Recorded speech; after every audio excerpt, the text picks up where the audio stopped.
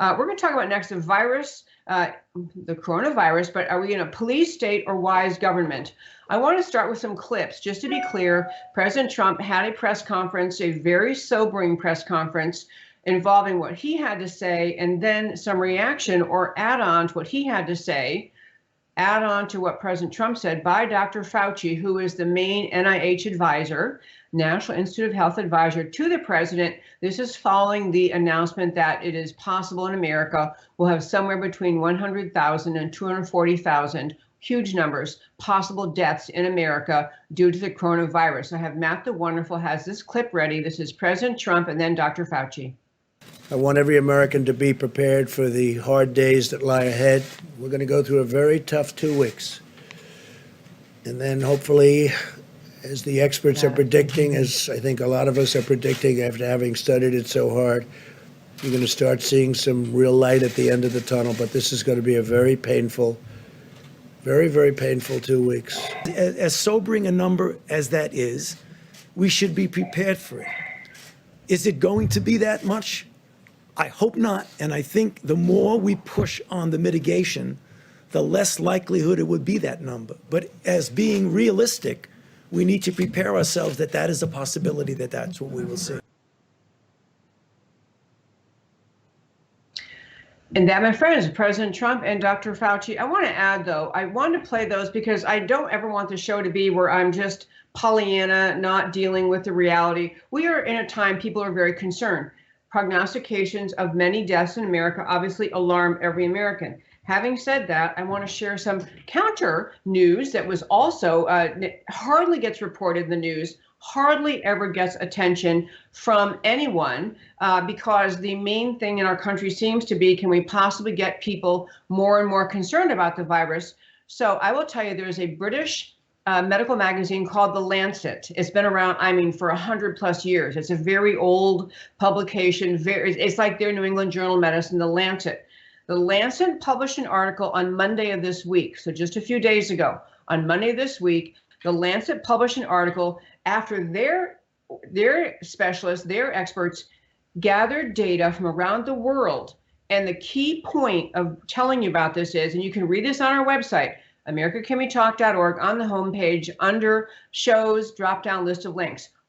In this article in the Lancet specialists, again, New England Journal of Medicine equivalent in England, the Lancet specialists said, based on all the data they have collected, that the fatality rate for people who actually who have COVID-19, who contract the coronavirus and have COVID-19, the lethality rate or the mortality rate, the percentage of people who die is a little under 0.7. 0.7. This is to contrast with, we've had all sorts of estimates made, including by Dr. Fauci, who originally, like 3 weeks ago, Dr. Fauci said in our own New England Journal of Medicine that the rate was going to be something under 1% or maybe getting close to 1%. Now we have people saying 2%, 3%. Well, when you look at the massive numbers of people who may come into contact with the coronavirus, then it's a huge difference to say fewer than 0.7% will die versus 2 or 3% will die. That's the first data. I want you to keep this data in mind as I get around to talking about what I really want to get to, which is, are we surrendering our liberty to a police state out of an overabundance of fear and a failure to put things in context? And I want to say, the media in this country is sensationalizing the coronavirus and the disease COVID-19. They are intentionally sensationalizing it. And by that I mean, when they cover stories, they never include, they'll say, well, we had, 73 people died yesterday in some city or something like that. And people, let me make clear, I don't want the coronavirus to exist. I don't want anyone to contract COVID-19. Everyone's life matters, health matters, strength matters, all these things matter. Having said that, you never hear the media say, but actually still over 80% of people who contract COVID-19, who actually get COVID-19, are going to recover within a week or two and have had symptoms fairly similar to a bad cold or a flu. They never keep reminding people, most people get through this just fine. They never remind people about the very small mortality rate. What they do to sensationalize it, beside never putting bad data in context of the whole data, but they sensationalize this by embellishing and describing in great detail the suffering people go through as they experience this disease. I know, for example, cancer is a terrible disease. Diabetes is. Numerous, I mean, dozens and dozens of diseases are horrible. They involve suffering. They involve symptoms toward the end of your life that are extremely unpleasant. But the media doesn't do that in reporting any other disease. They don't go through this. Let us regale you with every possible disease and impact and what exactly happened and the stages of your suffering. They do this with coronavirus because they're part of the effort to scare you. Now, some people in the media might say, yeah, darn right, we're trying to scare people because we want more people to comply with social distancing. We want more people to comply with the stay-at-home orders. But you have to understand the media is complicit in trying to encourage more fear and failing to be more accurate and honest in how they depict what is happening. But let me explain when I talk about the police state, starting with what's happening around the world. In Europe, for example, in the country of Serbia, Serbian police, Serbian soldiers are now patrolling the streets with machine guns. And this is to stop the spread of the coronavirus.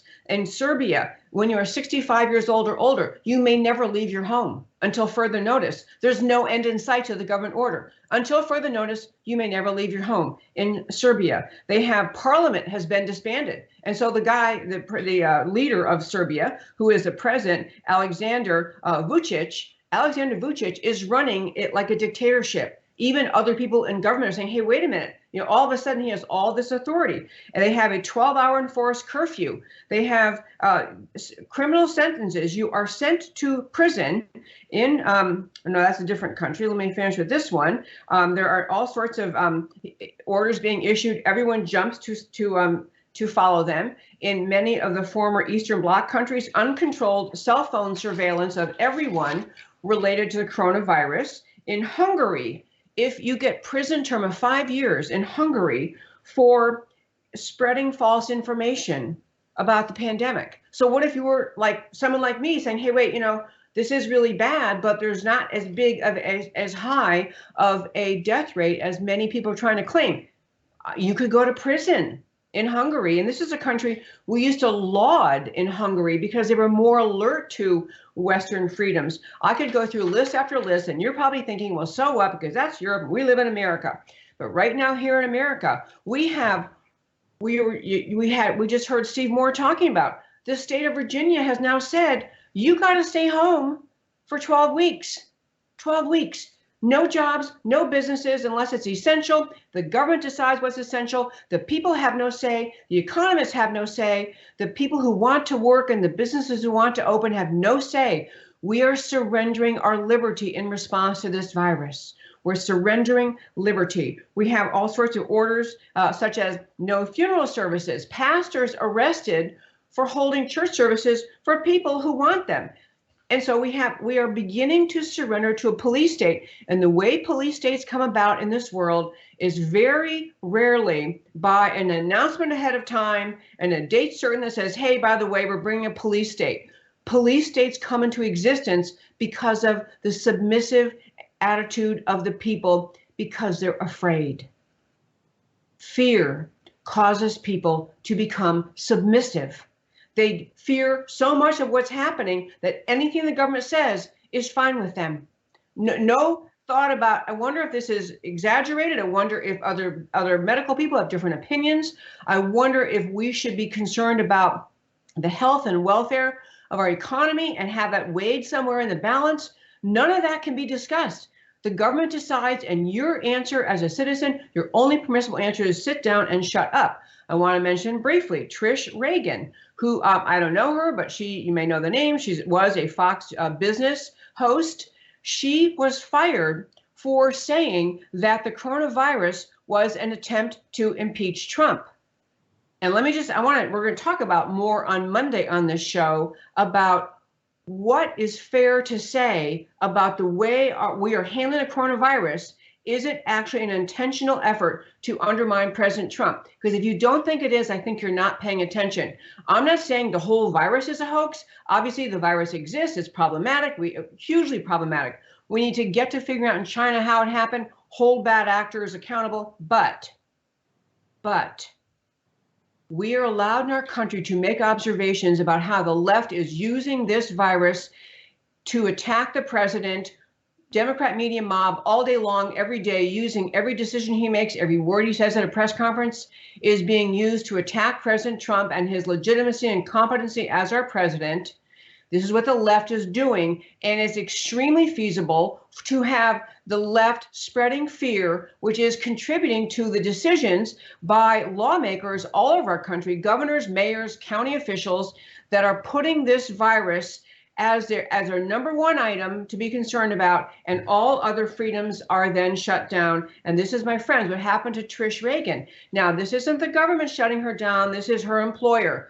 But this is an employer saying, actually, you're not even allowed to question the motives of anyone who has any role at all in reporting on or enforcing any of the orders related to coronavirus. Everybody must sit down and shut up, including a Fox News host. Fortunately for me, Fox can't fire me, and I'm going to keep talking about it.